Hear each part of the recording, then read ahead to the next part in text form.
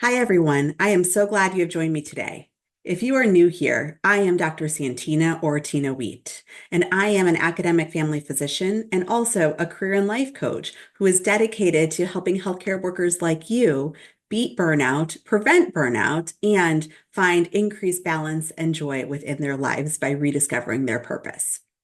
Now, today we are going to talk all about something that we face, Mondays.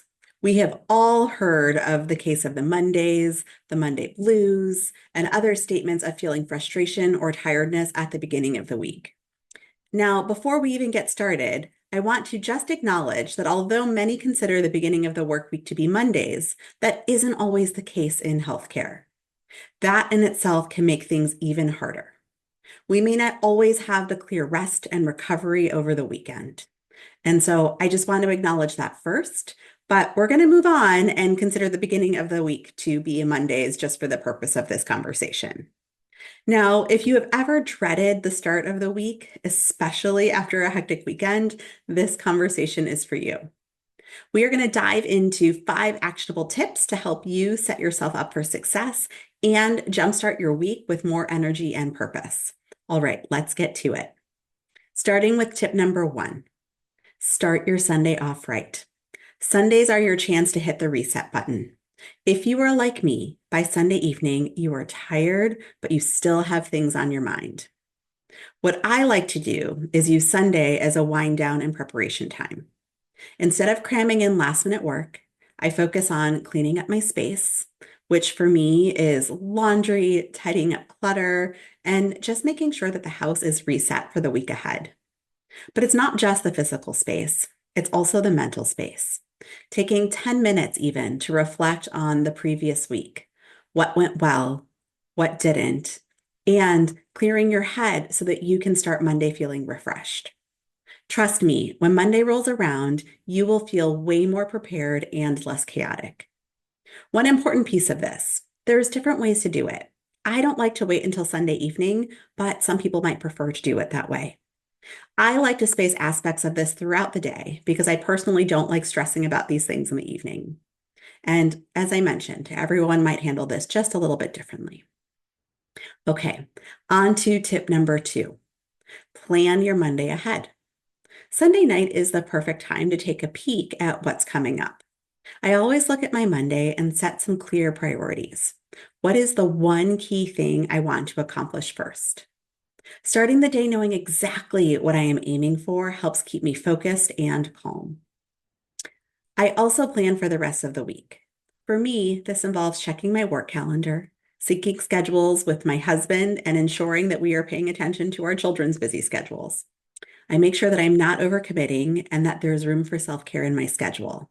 That might mean my regular workouts, meditation, the best time for my commute, or simply blocking out time to decompress.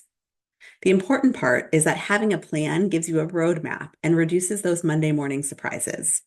In fact, I have learned to commit to less than I think I can handle in preparation for the unexpected. Okay, moving on to step number 3. Now, Mondays can be tough, so tip number 3 is to add something that you enjoy to your day. Just because it is a Monday doesn't mean it has to be all about work. I always find little moments that bring me joy, whether that is a walk outside between patients, a mid-morning coffee break, listening to my favorite podcast during my commute, or my favorite audiobook. These moments help break up the day and make Monday feel less overwhelming. It doesn't have to be big. Small, enjoyable activities can really shift your mood and help you approach the day with a more positive mindset. For me, I usually make sure that I have a long workout in on Mondays to make sure I get it in case I'm going to struggle during the rest of the week. And that's something that I personally enjoy. That might not be for everyone, but that's what I enjoy. Okay, tip number 4 is one of my favorites. Reflect on your purpose. Now, I think reflecting on your purpose is so important to finding increased balance and joy in general. But as healthcare workers, it is easy to get caught up in the daily grind, and Mondays can especially feel draining.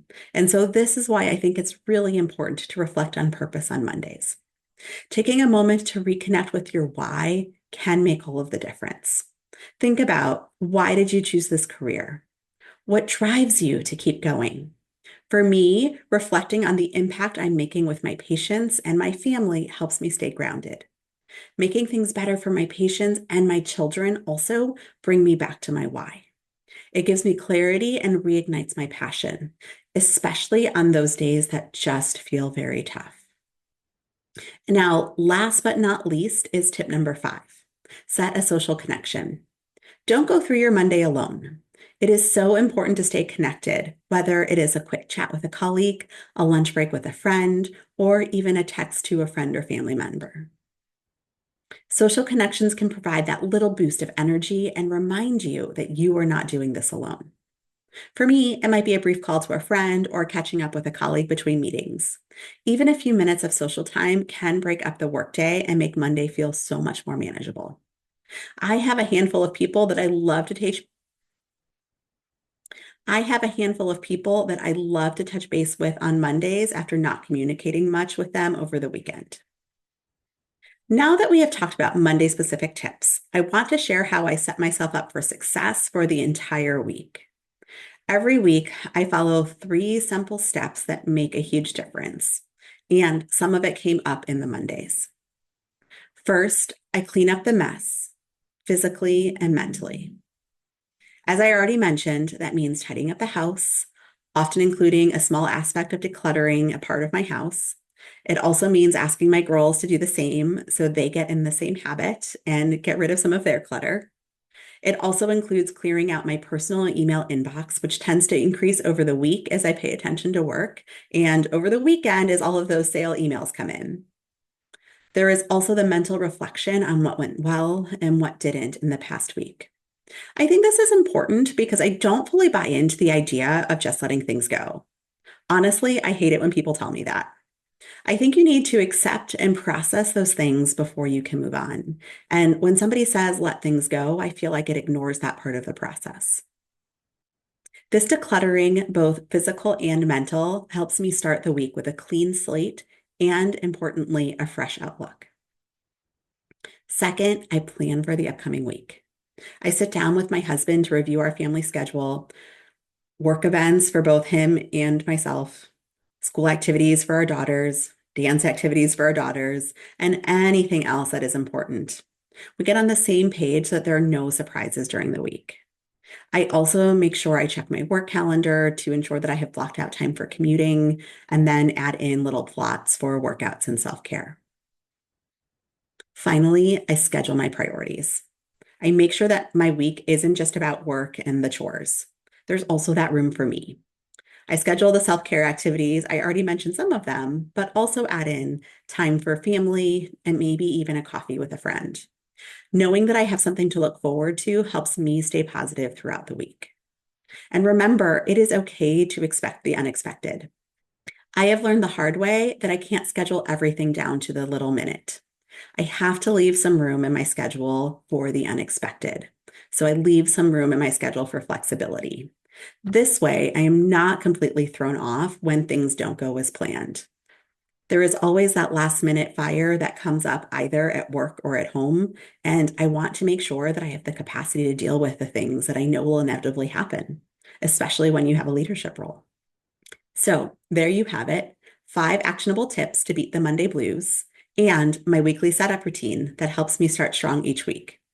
If you found this helpful, don't forget to like it and subscribe to my YouTube channel for more tips on finding balance and joy as a healthcare worker. Let me know in the comments, what's one thing that you do to set yourself up for a successful week? I would love to hear from you. And if you are looking for more ways to find balance and joy in your life, check out my latest blog post or join my Facebook community. Together, we can navigate these challenges and come out stronger. Thank you so much for joining me today, and I will see you next time.